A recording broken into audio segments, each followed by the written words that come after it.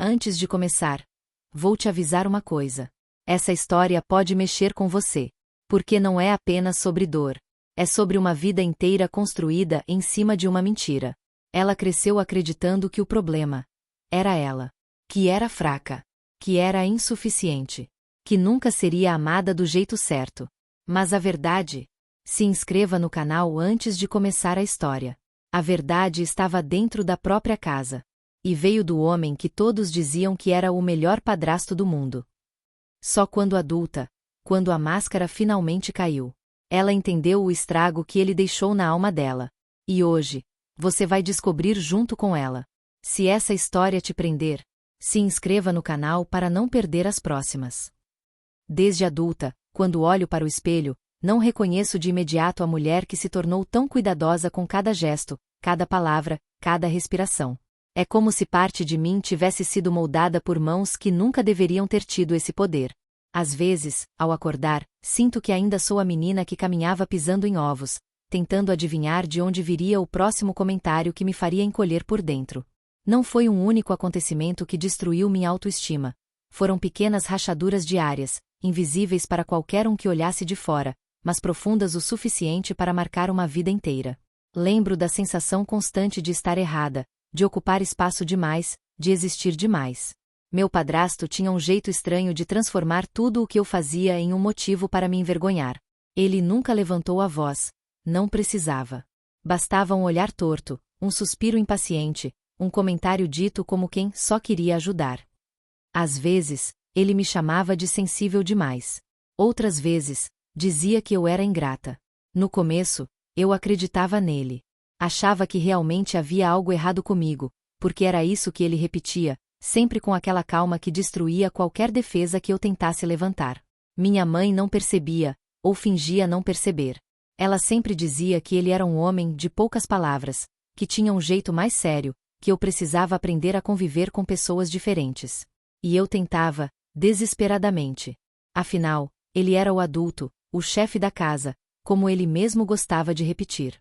E eu era apenas uma adolescente tentando entender onde me encaixava. Era fácil para ele me manipular. Eu queria ser aceita, queria que alguém me dissesse que eu era boa o bastante. Mas tudo o que eu recebia era a sensação constante de que eu estava sempre falhando. Ele tinha uma forma muito própria de me diminuir, sempre com comentários disfarçados de conselhos. Se eu tirava uma nota boa, ele dizia que não significava nada, porque a vida é muito mais difícil do que uma prova. Se eu me arrumava para ir à escola, ele dizia que não adianta maquiar insegurança. Se eu me calava, era fria. Se eu falava, era faladeira demais. Eu nunca acertava. Cresci acreditando que minha presença incomodava, que minhas opiniões eram tolas e que meu jeito de ser era algo que precisava ser corrigido. As coisas pioraram quando ele começou a prever como eu reagiria a tudo. Você vai chorar, como sempre. Você vai estragar isso. Pode apostar. Você não vai conseguir, mas tudo bem, alguns não nasceram para sobressair. Ele falava isso na frente de outras pessoas, como quem faz uma piada inofensiva. Todos riam, inclusive minha mãe, que não percebia o quanto aquilo me atravessava. Eu sorria junto, tentando mostrar que não me importava, mas por dentro uma parte de mim se dissolvia toda vez que ele falava algo assim. Com o tempo, comecei a evitar estar no mesmo ambiente que ele. Minha respiração mudava quando eu ouvia os passos dele no corredor. Meus ombros ficavam tensos.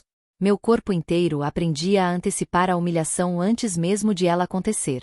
Ele se aproveitava disso. Sabia que eu tinha medo de decepcioná-lo, e usava isso para me manter pequena.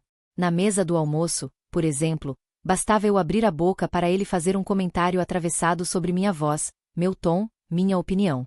Era como se cada palavra minha fosse um convite para eu mesma me destruir. Eu tentava ser perfeita. Fazia tudo da forma mais cuidadosa possível, como se isso pudesse me blindar das críticas. Mas, quanto mais eu tentava, mais ele encontrava algo a apontar. Às vezes, eu pensava que, se ao menos eu pudesse desaparecer, tudo ficaria mais fácil. Não que eu quisesse realmente sumir do mundo, eu só queria ser invisível para ele. Queria que ele não tivesse esse poder sobre mim. Mas, naquela época, eu não sabia que aquilo era abuso emocional. Eu achava que era a vida. Que algumas pessoas simplesmente nasciam mais frágeis. Ele me tratava como se estivesse sempre me testando. E eu sempre reprovava. Se eu ficava feliz com algo, ele diminuía. Se eu ficava triste, ele zombava. Ele dizia que eu dramaticava demais, que vivia criando problemas, mas era ele quem plantava cada um deles dentro de mim. E eu acreditava. Acreditava porque ele era adulto, porque ele falava com segurança, porque ele nunca gritava. E, quando alguém não grita, você demora muito mais para entender que está sendo ferida. Com o passar do tempo, comecei a repetir mentalmente a voz dele mesmo quando ele não estava por perto. Era como se ele tivesse se instalado dentro da minha cabeça, julgando tudo o que eu fazia. E esse foi o maior estrago, quando o agressor deixa de estar apenas do lado de fora e passa a viver dentro de você. Eu me tornei minha maior inimiga. Duvidava de tudo. Me encolhia para não incomodar. Me desculpava por existir. Era um ciclo silencioso, e ninguém percebia. Talvez porque eu me esforçasse demais para parecer forte. Mas havia momentos, raros, quase imperceptíveis, em que eu me permitia sonhar com outra vida. Uma em que eu pudesse falar sem medo, ser sem pedir licença, existir sem me justificar. Eu não sabia ainda, mas era justamente esse pequeno brilho de esperança que manteria minha mente viva para enfrentar tudo o que viria depois. Porque, por mais que eu estivesse quebrada, havia partes de mim que ele nunca conseguiu alcançar. E é estranho pensar que tudo isso aconteceu na mesma casa onde eu deveria ter me sentido segura. Que o homem que deveria ter sido uma figura de apoio se tornou o motivo pelo qual, anos depois, eu me olharia no espelho e não reconheceria meu próprio valor. Mas, naquela época, eu não entendia nada disso. Tudo o que eu sabia era que viver ao lado dele era como respirar por um canudo, possível, mas sufocante. E cada dia parecia mais apertado. O mais cruel é que, para todos lá fora, ele era um homem exemplar.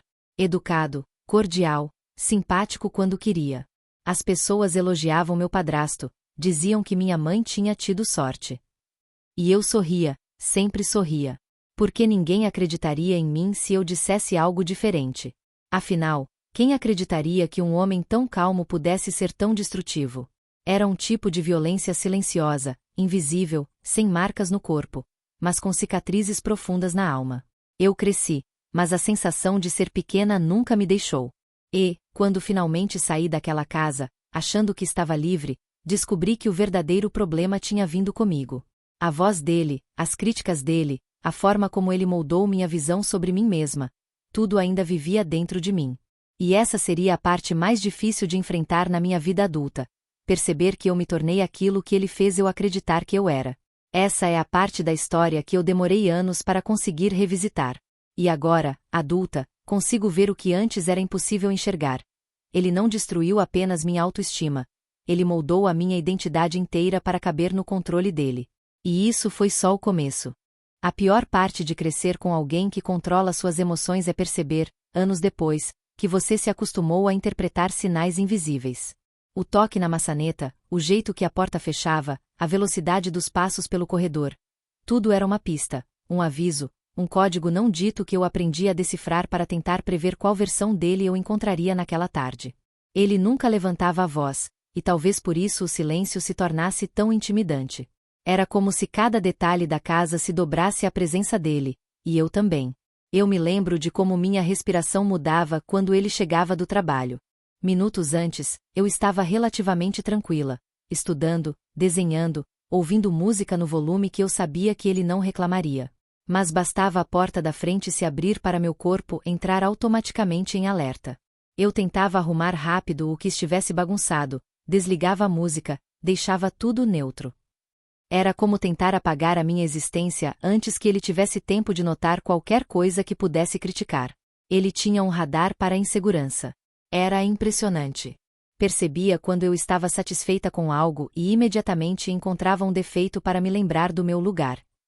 Era sempre assim. Se eu passasse em uma prova difícil, ele dizia que eu deveria agradecer a sorte. Se eu comentasse sobre algum sonho, ele falava que sonhar é para quem aguenta a frustração. E eu absorvia tudo, cada palavra, cada gesto, até que comecei a me calar por medo de despertar nele algum incômodo. A convivência com ele me ensinou a duvidar da minha própria percepção. Quando eu dizia que algo me magoava, ele ria e respondia que eu estava exagerando. Quando eu tentava explicar que seus comentários me deixavam triste, ele dizia que eu dramaticava, que eu inventava coisas, que eu precisava aprender a ser forte. E o mais cruel é que ele falava isso com uma calma absoluta, como se estivesse realmente me fazendo um favor. Esse tipo de manipulação silenciosa faz você questionar a própria sanidade. Em muitas noites, eu me trancava no meu quarto e tentava organizar o caos dentro de mim. Eu me perguntava por que minhas amigas sorriam naturalmente, enquanto eu sentia que precisava pedir permissão para existir. Me perguntava por que era tão difícil discordar de alguém sem sentir medo. Me perguntava por que a simples ideia de errar me causava um pavor físico. Mas eu sempre encontrava a mesma resposta silenciosa dentro de mim. É porque ele sempre fez parecer que qualquer erro meu seria uma prova de que eu não servia para nada. A casa era confortável, bonita, arrumada, por fora, tudo parecia perfeito. Mas havia uma tensão invisível nos detalhes. Nas conversas interrompidas. Nos olhares cautelosos. Nos risos controlados. Minha mãe vivia ocupada demais para perceber o que acontecia nos cantos da casa, nas entrelinhas das frases, no meu jeito de me encolher. E mesmo quando ela notava algo, ele sempre tinha uma explicação convincente, elegante, lógica. Ele era bom nisso. Muito bom. Até hoje, adulta, às vezes me pego pedindo desculpas automaticamente, mesmo quando não fiz nada de errado. É como se aquele reflexo tivesse se fixado dentro de mim. Ele conseguia transformar qualquer situação comum em um motivo para eu me sentir culpada. Se a comida não estava do jeito que ele gostava, minha mãe dizia que era só a opinião dele, mas ele fazia questão de olhar para mim como se eu tivesse falhado. Mesmo quando não era minha responsabilidade. E eu acreditava que era. Com o tempo, comecei a perceber que o que ele mais gostava não era de me criticar, e sim de ver minha reação. Ele se alimentava do meu desconforto. Quando eu abaixava a cabeça, quando eu ficava inquieta, quando minha voz falhava, ele notava tudo. E era justamente esse desequilíbrio emocional que dava a ele a sensação de controle. Ele não precisava me proibir de nada. Bastava fazer eu mesma acreditar que eu não era capaz. A adolescência, que deveria ser um período de descobertas, se tornou uma fase de autocensura. Eu não me vestia da forma que queria porque ele sempre fazia comentários sobre minhas roupas, não ofensivos, mas insinuantes o suficiente para eu me sentir inadequada. Eu não falava sobre meus sonhos, porque ele sempre diminuía tudo o que eu esperava da vida. E, quando alguém elogiava algo em mim, ele dava um jeito de contornar o elogio como se fosse irrelevante. Havia dias em que eu tentava, desesperadamente, encontrar algum sinal de afeto nele. Um gesto, uma palavra, qualquer coisa.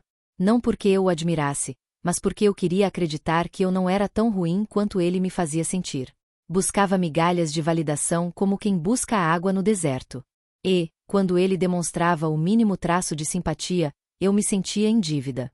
Era como se eu tivesse que agradecer por algo que qualquer pai, ou padrasto, deveria oferecer naturalmente. O mais confuso era que, às vezes, ele parecia gentil. Pequenos momentos, pequenos atos. E isso bagunçava ainda mais minha cabeça. Porque eu começava a pensar, talvez o problema seja eu. Talvez eu realmente seja difícil. Esse é o veneno do abuso emocional. Ele não é constante, ele flutua.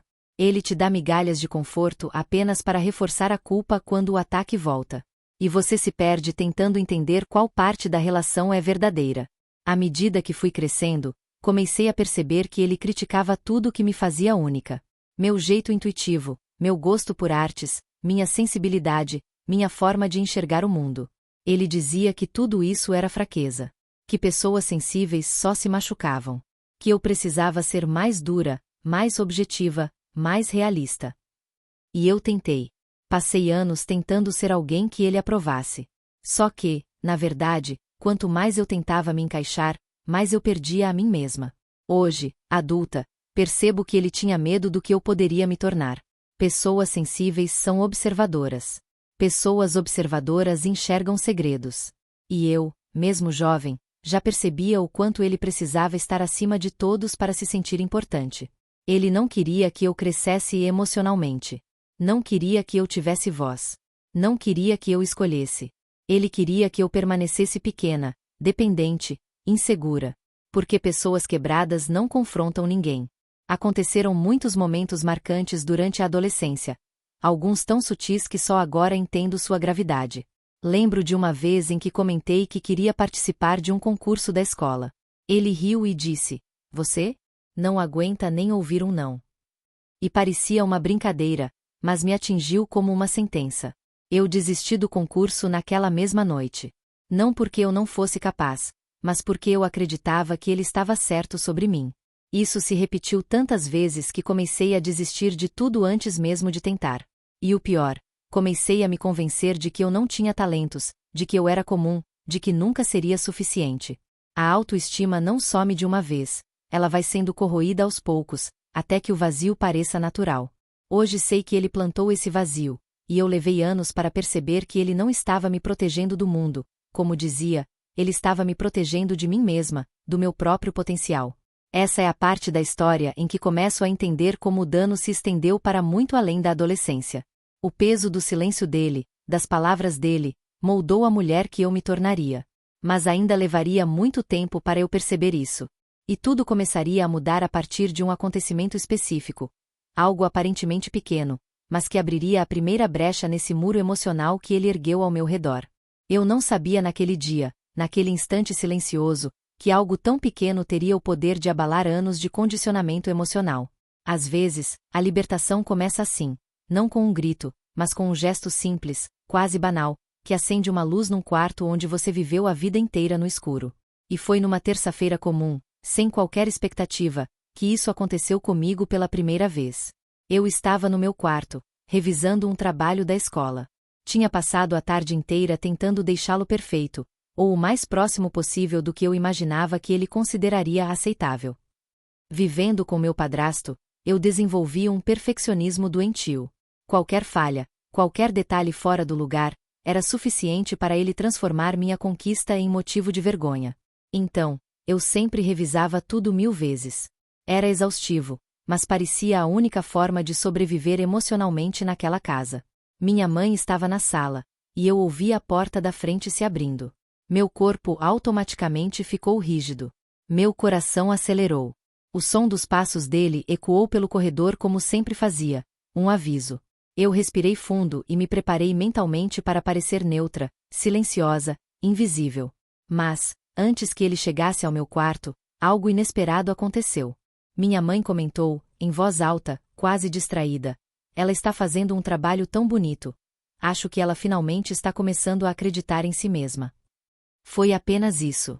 Uma frase simples, uma observação inocente.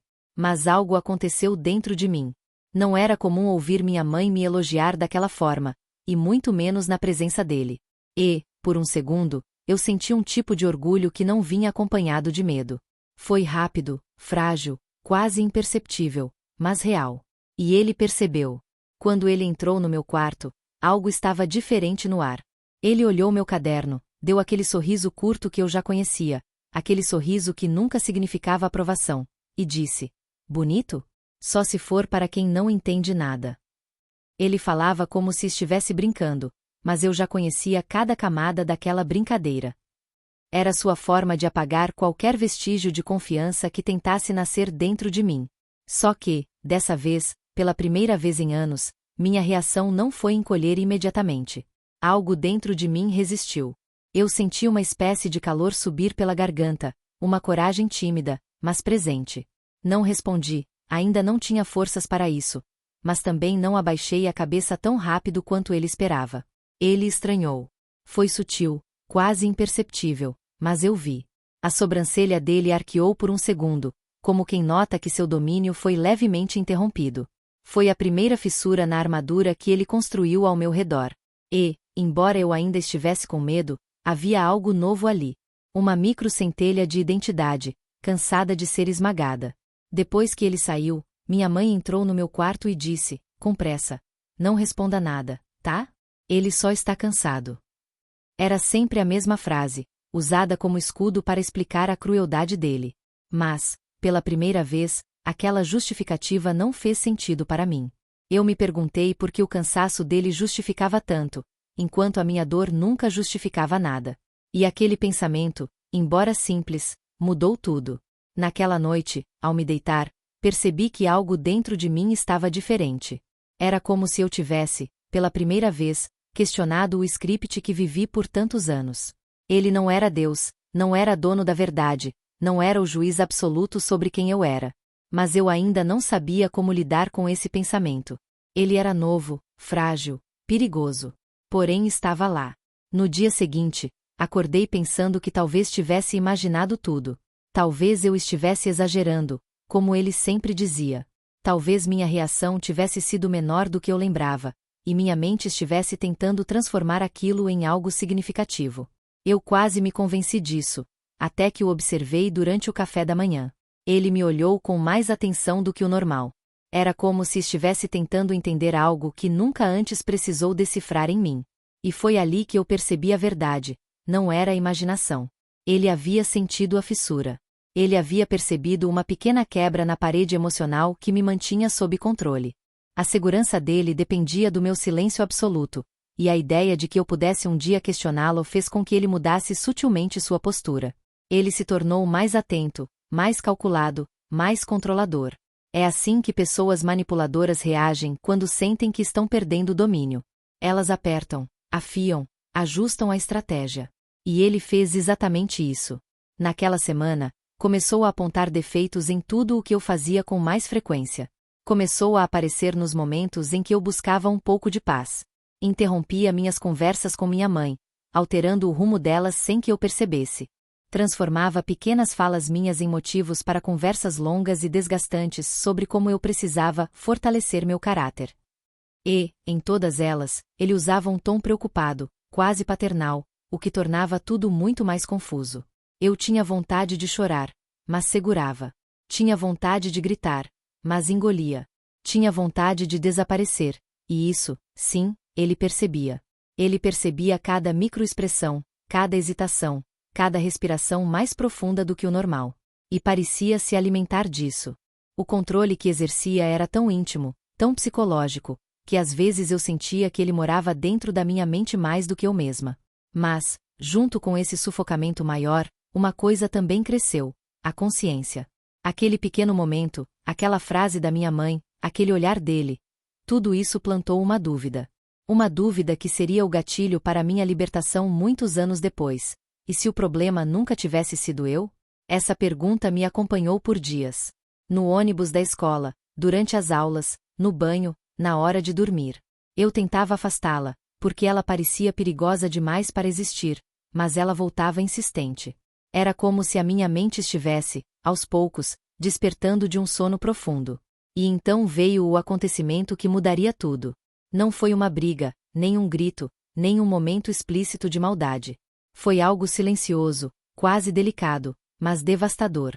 Algo que me fez enxergar, pela primeira vez, a verdadeira dimensão da manipulação dele. Uma descoberta que abriu, de uma vez por todas, a porta que eu passaria anos tentando fechar. A sala onde eu me sentei naquela tarde parecia maior do que lembrava. Talvez porque agora eu ocupava o espaço como uma mulher adulta, consciente de cada memória que antes eu tentava esconder. O sol entrava pela janela, iluminando as partículas de poeira que dançavam no ar, como se minha própria mente estivesse tentando reorganizar o passado. E enquanto eu esperava o café ficar pronto, a lembrança que veio não foi das brigas, nem dos gritos. Foi do silêncio. O silêncio pesado que meu padrasto usava como punição quando eu não me comportava do jeito que ele queria. Eu nunca entendi como alguém podia usar o silêncio como arma. Mas ele conseguia. Bastava um olhar para que meu mundo derretesse. A cozinha da antiga casa parecia sempre fria nesses momentos, mesmo em pleno verão. Eu tentava captar qualquer detalhe que me dissesse se ele estava calmo, irritado ou prestes a explodir. Era uma dança constante de adivinhações, como se eu precisasse prever o humor dele para sobreviver um dia de cada vez. Lembro-me de uma vez em que derrubei um copo no chão. Só isso. Um copo. Minha mãe estava no trabalho, e ele estava sentado no sofá assistindo televisão. O barulho do vidro quebrando fez meu coração parar. Eu sabia que tinha cometido um erro. Ele desligou a TV com lentidão cruel, como quem saboreia o pânico do outro. Ele não me bateu. Não gritou. Porém, o que fez doeu muito mais. Olhou para mim com desprezo e disse que eu era desastrada demais, problema demais. Palavras pequenas, aparentemente inofensivas, mas que entraram em mim como lâminas. Eu passei a ter medo de existir.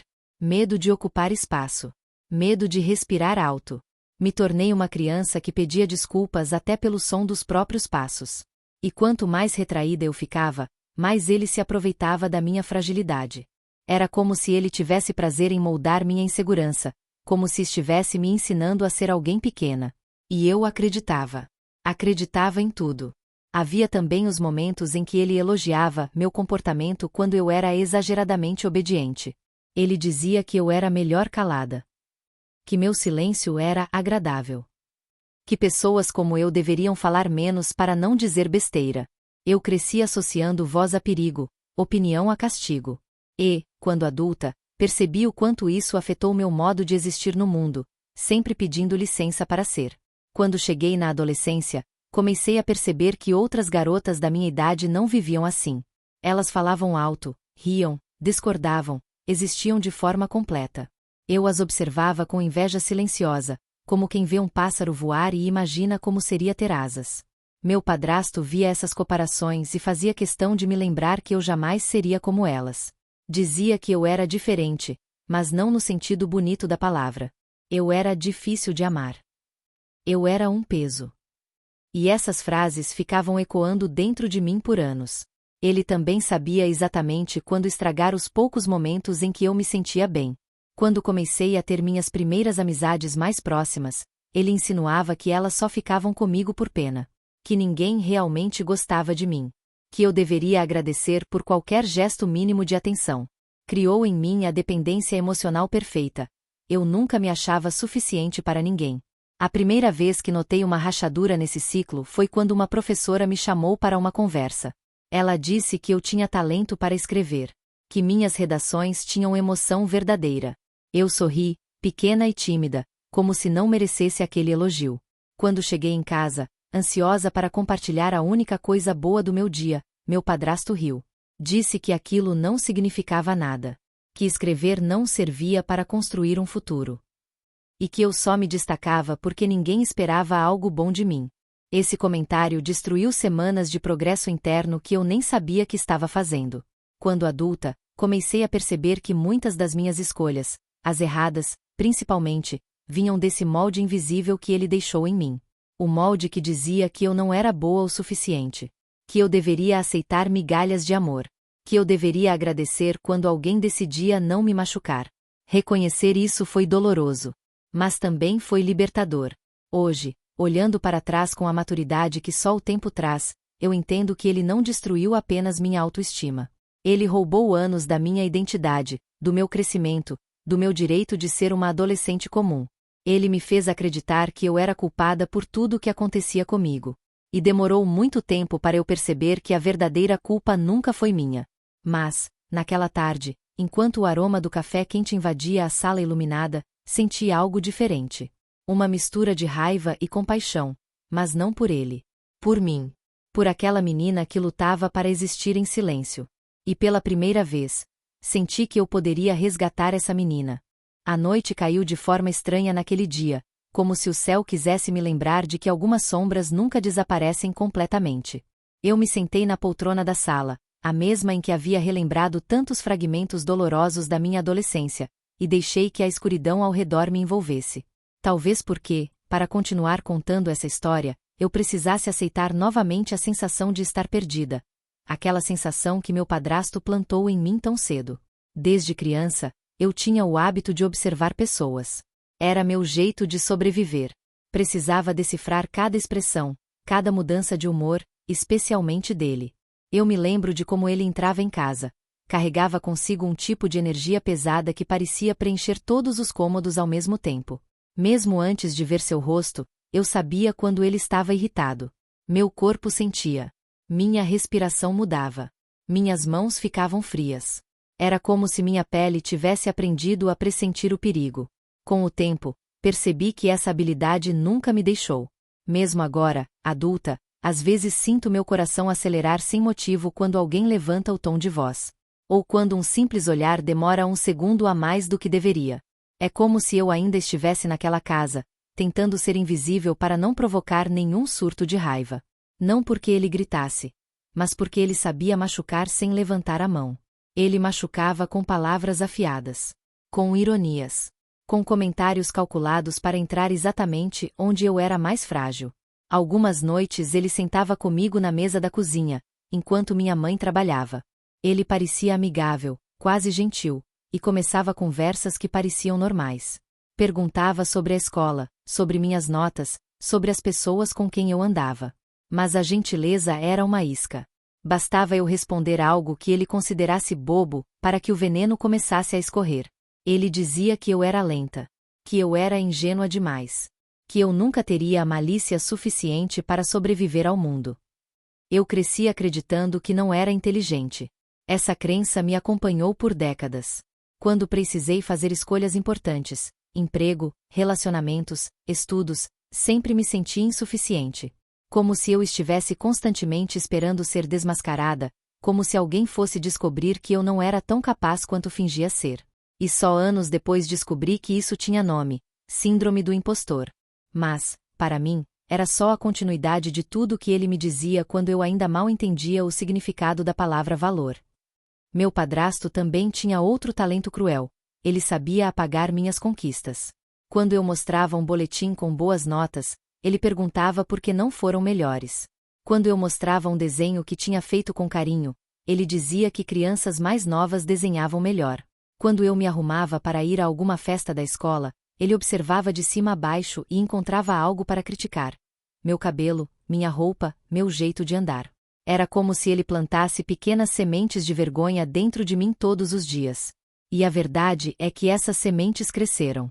Cresceram tanto que, quando atingi a idade adulta, eu já me acostumara a olhar para o espelho com desconfiança. Eu não me via bonita, nem interessante, nem digna de ser ouvida. Eu era aquilo que ele me convenceu a ser: uma sombra, um borrão, uma pessoa que se desculpa por existir. Só muito tempo depois, já longe daquela casa, comecei a perceber que aquilo não era um reflexo de quem eu era, mas sim do que ele precisava que eu acreditasse.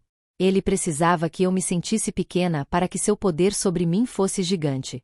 E o mais perverso disso é que ele fazia tudo sem nunca levantar a voz. Ele fazia sorrindo, com ar de professor, de alguém que sabia mais da vida. Ele parecia genuinamente acreditar que estava fazendo o que era melhor para mim. Esse é o tipo de abuso que ninguém vê, que ninguém acredita, que ninguém reconhece, porque não deixa marcas na pele, só na alma. Certo dia, ele me chamou para conversar na varanda. Lembro do vento batendo nas folhas e do cheiro de café vindo da cozinha. Ele me olhou com aquele ar superior e disse que eu precisava aprender a me comportar melhor na frente das visitas. Que eu era esquisita. Que eu falava de um jeito que deixava as pessoas desconfortáveis. E eu, ainda menina, acreditei. Passei meses treinando respostas na frente do espelho para parecer mais agradável. Treinei sorrisos. Treinei modos. Treinei até minha respiração. E mesmo assim, nunca era suficiente. A pior parte é que minha mãe não via. Não porque não quisesse, mas porque ele era habilidoso demais em esconder tudo. Perto dela, ele era gentil comigo. Me tratava com uma falsa cordialidade que parecia amor. Bastava a porta se fechar atrás dela, e o homem que restava não era o mesmo. Eu cresci entre duas versões dele, a versão que o mundo via e a versão que só eu sentia. Essa dualidade me confundiu por anos. Porque, quando você cresce sem entender o que é normal, você aprende a aceitar o errado como parte da vida. Eu normalizei o abuso emocional porque não conhecia outra realidade. Mas naquela poltrona, na sala iluminada apenas pela luz fraca da rua, percebi algo importante. Eu sobrevivi. Eu sobrevivi àquele homem. Eu sobrevivi às palavras dele. Eu sobrevivi ao silenciamento, às humilhações, às manipulações. E sobreviver, para alguém como eu, é um ato de coragem. Enquanto respirava fundo, minhas mãos tremeram um pouco. Não de medo, mas de reconhecimento. Eu finalmente entendia o quanto eu tinha carregado sozinha. E naquele instante, senti algo que há muitos anos não sentia: orgulho. Orgulho da mulher que me tornei apesar dele. E esse foi o primeiro passo para recuperar tudo que ele tentou destruir. Acordei naquela manhã com uma sensação estranha no peito, como se meu corpo tivesse decidido revisitar memórias que eu não havia convidado. A claridade entrava pela janela de maneira suave, mas, dentro de mim, parecia tudo nublado. Era curioso como, mesmo adulta, mesmo morando em um ambiente seguro, em um apartamento silencioso e confortável, o passado encontrava maneiras de me atravessar. Às vezes vinha em forma de lembrança clara. Outras vezes, como uma emoção que eu não conseguia nomear. A verdade é que, depois de reviver tanto do que meu padrasto me causou, algumas feridas antigas começaram a latejar novamente. Como se, ao contar essa história, eu estivesse abrindo gavetas que passaram anos fechadas. Gavetas pesadas, cheias de fragmentos que eu empurrei lá para dentro quando ainda era jovem demais para entender qualquer coisa. E, agora, cada peça que ressurge parece pedir atenção, como se dissesse: finalmente você está pronta para me encarar. Naquele dia específico, algo me puxou de volta para uma parte da minha adolescência que eu raramente menciono. Não porque fosse mais grave que as outras, mas porque foi ali que entendi, pela primeira vez, que havia algo profundamente errado com a forma que ele me tratava. Até então, eu achava que sua frieza, seu desprezo e suas críticas eram simplesmente como os adultos são. Mas naquele episódio, com apenas 13 anos, tive meu primeiro vislumbre de que eu vivia dentro de uma distorção. Lembro de uma tarde em que cheguei da escola feliz. Tinha ido bem em uma apresentação de teatro, e a professora havia elogiado minha postura, minha voz, minha coragem. Eu nunca tinha me sentido tão confiante. Era raro alguém me dizer que eu fizera algo bem feito. Eu guardei aquela sensação como quem guarda um tesouro. Mal podia esperar para contar em casa. Mal sabia eu que a alegria seria esmagada antes de se transformar em memória. Corri para a sala, segurando o trabalho na mão, falando empolgada, e ele nem sequer ergueu o olhar. Continuou sentado no sofá, lendo o jornal, como se minha existência fosse apenas um ruído inconveniente. Mas eu insisti. Queria compartilhar minha felicidade. Queria ser vista. Queria ser ouvida. E foi aí que ele largou o jornal devagar, com aquele suspiro que eu já conhecia tanto. O suspiro que dizia que qualquer coisa que viesse de mim seria um incômodo. Ele olhou para o papel que eu segurava e soltou uma risada curta, quase debochada. Disse que aquilo não era nada demais, que qualquer criança faz teatro, que eu não devia criar expectativas para o futuro, porque certas pessoas nunca brilham. E então continuou lendo como se tivesse acabado de comentar sobre o clima. Só isso. Tão simples. Tão rápido. Tão devastador. Eu, que minutos antes vibrava, me senti murchar por dentro como uma flor arrancada pela raiz. Naquele dia aprendi que, para ele, minha alegria era um exagero. Minha conquista era irrelevante. E minha emoção, um incômodo. Ele me ensinou a esconder minhas vitórias. Me ensinou a ter vergonha de me sentir orgulhosa. Me ensinou que brilho demais irrita quem vive na sombra. O mais cruel é que, mesmo adulta, me peguei muitas vezes diminuindo minhas próprias alegrias para não parecer metida. Muitas vezes deixei de comemorar algo que conquistei porque uma voz interna repetia: não é nada demais. Essa voz tinha o timbre dele. Tinha o peso dele. Tinha a intenção dele. Eu nunca percebi o quanto aquela pequena cena mudou minha forma de existir no mundo. Não percebi porque, na época, eu só queria evitar conflito. Só queria ser menos. Menos barulho, menos emoção, menos problema. Eu acreditava que, se fosse pequena o suficiente, talvez finalmente fosse aceita. Mas a verdade é que pessoas como ele nunca se contentam, porque o objetivo delas não é conviver com você, é controlar você. E enquanto me lembrava daquela tarde específica, um pensamento me atravessou com força. Eu passei boa parte da minha vida pedindo desculpas por sentir. Pedindo desculpas por ficar feliz. Pedindo desculpas por sonhar. Tudo porque ele convenceu a minha versão criança de que eu deveria existir apenas pela metade. É estranho perceber o quanto algumas memórias se tornam cicatrizes invisíveis. Crescem com a gente. Moldam nossos hábitos. Influenciam nossas escolhas. E ninguém ao redor entende, porque ninguém viu o que acontecia nas pequenas brechas do cotidiano, nos olhares, nos comentários, no silêncio carregado de julgamento. A violência emocional tem esse poder. Ela se esconde atrás do banal. Enquanto a tarde avançava e eu respirava fundo para processar tudo isso, senti algo diferente dentro de mim. Uma espécie de clareza que me dizia que revisitar essas memórias, por mais doloroso que fosse, não era retroceder. Era me libertar. Era devolver a responsabilidade a quem de fato causou o dano. Porque, por muito tempo, eu me culpei por não ter reagido, por não ter percebido, por não ter dito nada. Mas como culpar uma criança?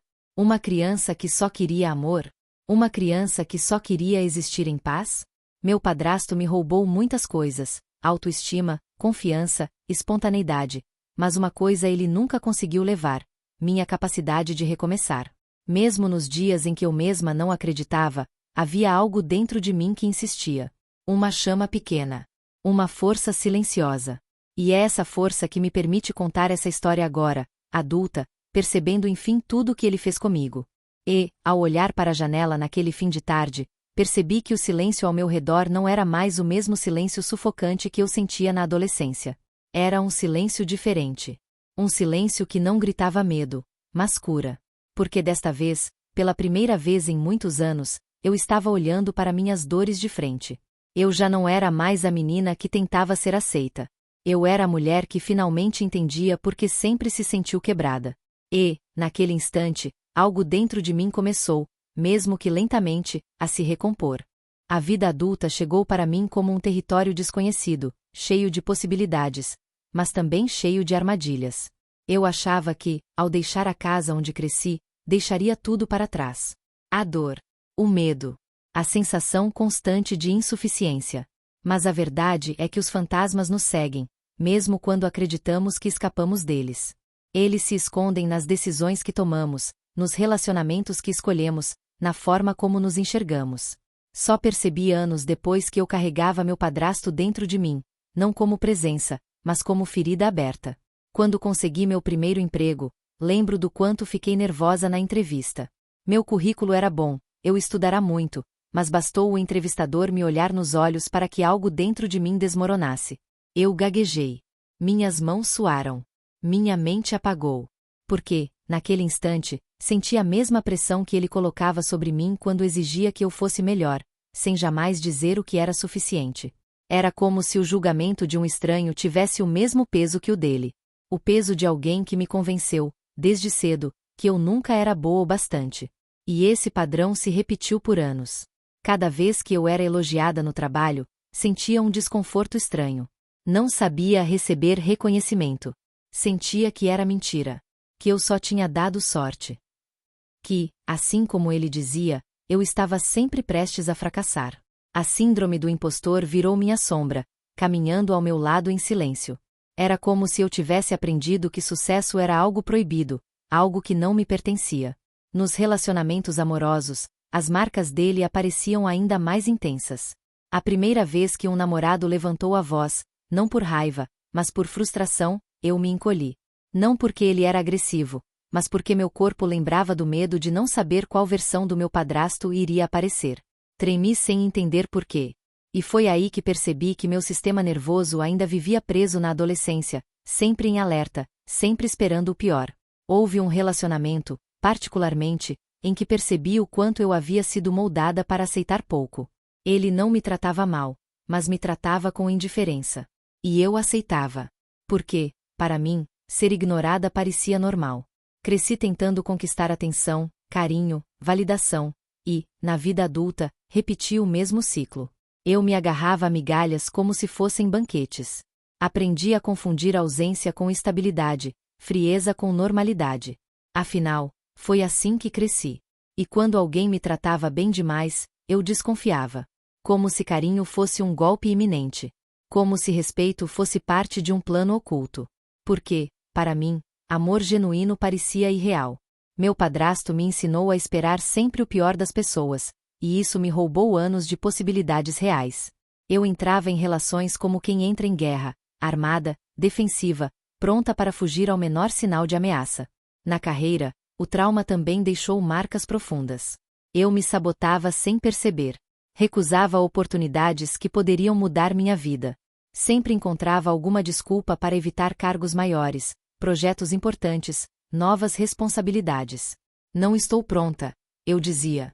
Ainda não é o momento. Mas, no fundo, era a voz dele ecoando dentro de mim. Você não é capaz. Houve um momento em que meu chefe me chamou para conversar.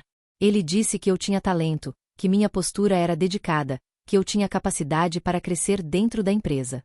E, mesmo assim, eu saí da sala com o coração acelerado, me perguntando quando seria descoberta como uma fraude. Era como se meu padrasto tivesse colocado um espelho diante de mim, distorcido, quebrado, e eu ainda olhasse para ele como se fosse o reflexo verdadeiro. E talvez a parte mais difícil tenha sido a social. Eu sempre fui aquela mulher que pede desculpas por tudo. Por pegar espaço. Por falar. Por existir. Eu entrava em ambientes tentando ser discreta, tentando não chamar atenção, tentando desaparecer no fundo da sala. Como se minha presença fosse inconveniente. Como se eu fosse, de alguma forma, um fardo para qualquer lugar onde estivesse. Também desenvolvi um hábito quase automático: pedir opinião para tudo. Mesmo coisas simples. Como se eu não tivesse autonomia suficiente para decidir sozinha. Porque, desde pequena, fui treinada a acreditar que minhas escolhas eram erradas. Que meu julgamento era falho.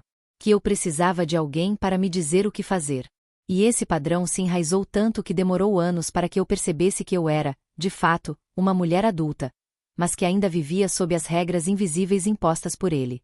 Ao chegar aos 40, algo começou a mudar lentamente. Não porque eu tivesse superado tudo, longe disso. Mas porque comecei a perceber que meu olhar sobre mim mesma não era realmente meu. Era o olhar dele, repetido por décadas dentro da minha cabeça. E, pela primeira vez, comecei a questionar essa narrativa. Será que eu era mesmo fraca? Será que eu era mesmo insuficiente?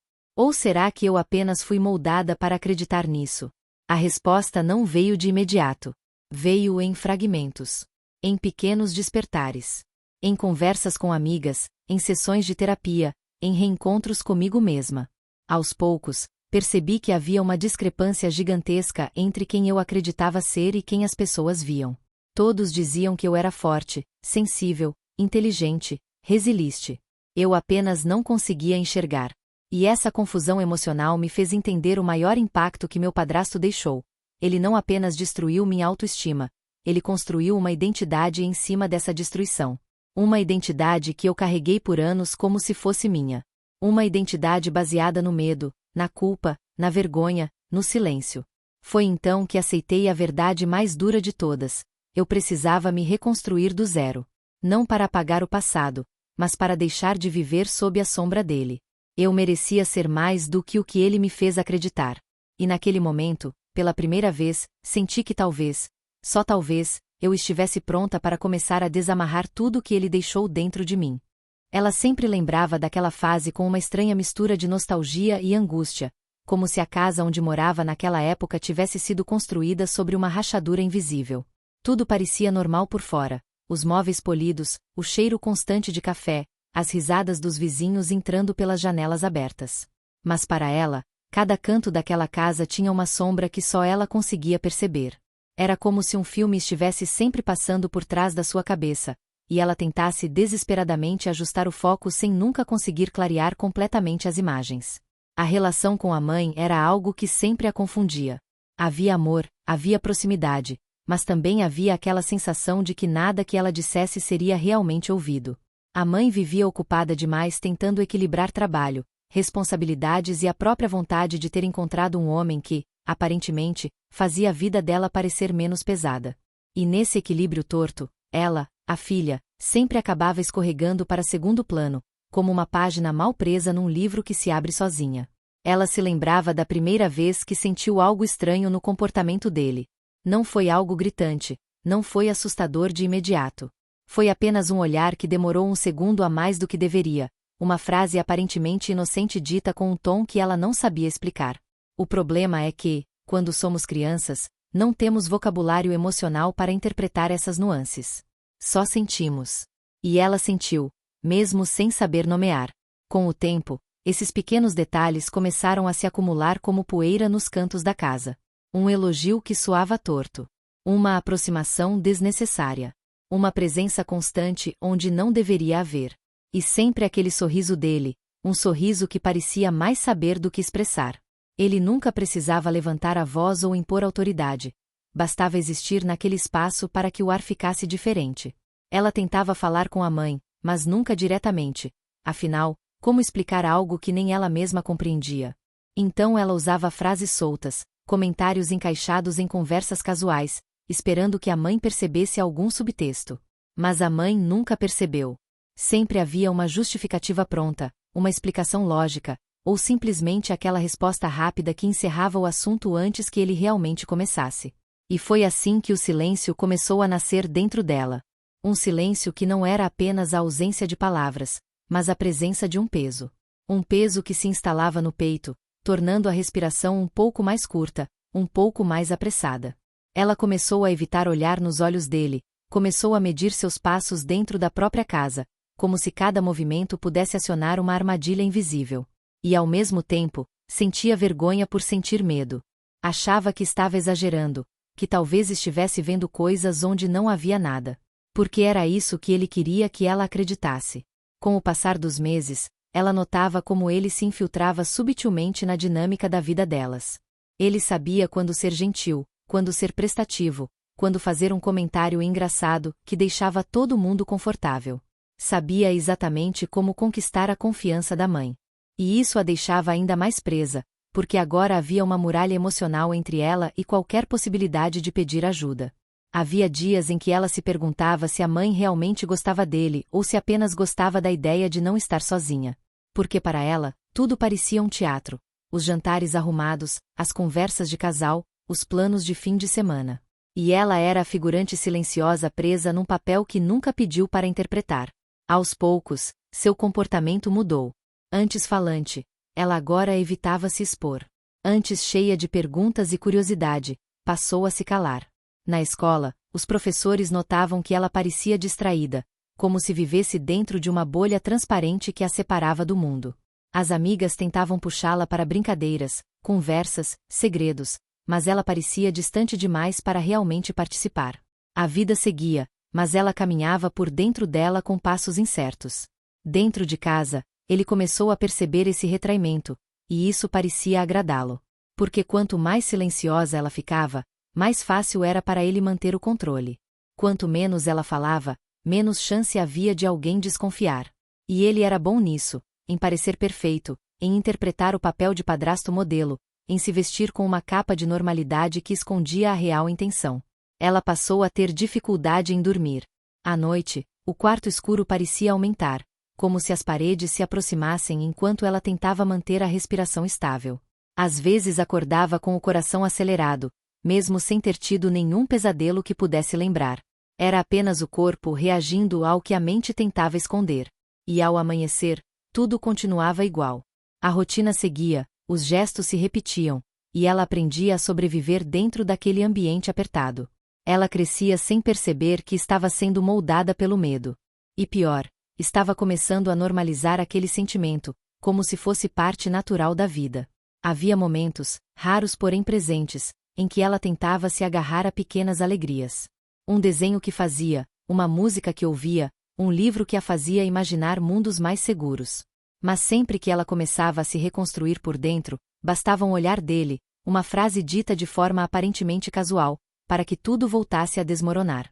E assim, sem que ninguém percebesse, ele foi esculpindo dentro dela a ideia de que ela não tinha valor, de que sua voz não importava, de que seus sentimentos eram exagero, de que seu medo era invenção. E quanto mais adulta ela se tornava, mais essa crença se enraizava, se confundia com sua identidade, se misturava com quem ela achava que era. Porque era exatamente isso que ele queria. E naquele momento da vida, ela ainda não sabia, mas um dia iria entender, que alguns danos não começam com violência. Começam com silêncio.